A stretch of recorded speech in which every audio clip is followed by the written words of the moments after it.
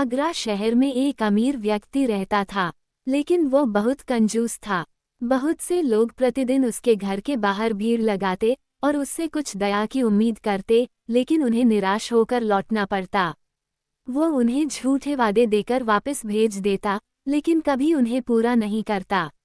एक दिन एक कवि, रायदास, उसके घर आया और बोला कि वह अपनी कुछ कविताएं सुनाना चाहता है।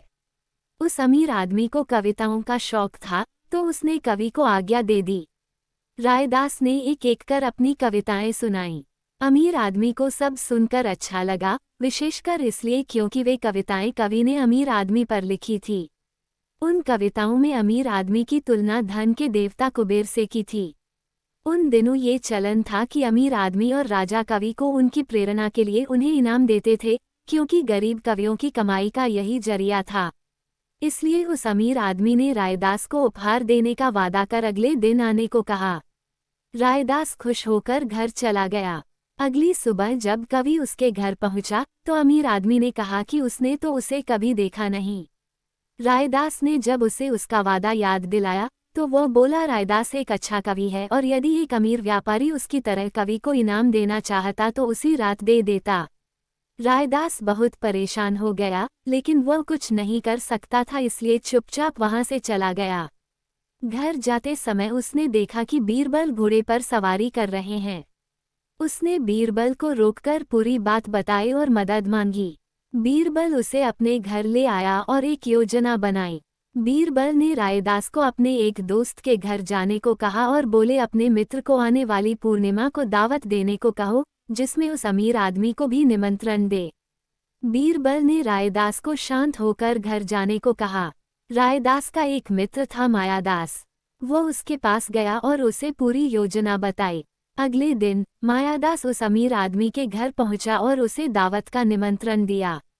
दावत आने वाली पूर्णिमा को रखी गई। मायादास बोला वह मेहमानों को सोने के बर्तनों में खाना परोसेगा, जिसे मेहमान भोजन के बाद अपने साथ ले जा सकते हैं। अमीर आदमी को ये सुनकर बड़ा अच्छा लगा। पूर्णिमा के दिन सूर्यास्त के बाद वह अमीर आदमी मायादास के घर पहुंचा और ये देखकर हैरान रह गया कि वहां पर रायदास के अलावा कोई मेहमान नहीं था। उन्होंने उसका स्वागत किया और बातचीत शुरू की। अमीर आदमी खाली पेट आया था और उसकी भूख धीरे धीरे बढ़ती जा रही थी। रायदास और मायादास ने उसके आने से पहले ही भोजन किया था। आखिर आधी रात को अमीर आदमी की भूख बर्दाश्त से बाहर हो गई, तो उसने मायादास को खाना परोसने के लिए कहा। मायादास अचंभित होकर बोला, वह किस भोजन की बात कर रहा है? अमीर आदमी ने उसे याद दिलाया कि उसने उसे भोजन के लिए निमंत्रण दिया था। अब रायदास ने उससे निमंत्रण का प्रमाण मांगा। अब उस व्यक्ति के पास कोई उत्तर नहीं था। तब मायादास बोला उसने उसे केवल खुश करने के लिए निमंत्रण दिया था। वह कहने लगा कि जो दूसरे लोगों के लिए कुछ अच्छा नहीं कर सकते, उन्हें दूसरों को दुख भी नहीं देना चाहिए। उसने अमीर आदमी को कहा इसमें बुरा मानने की जरूरत नहीं है।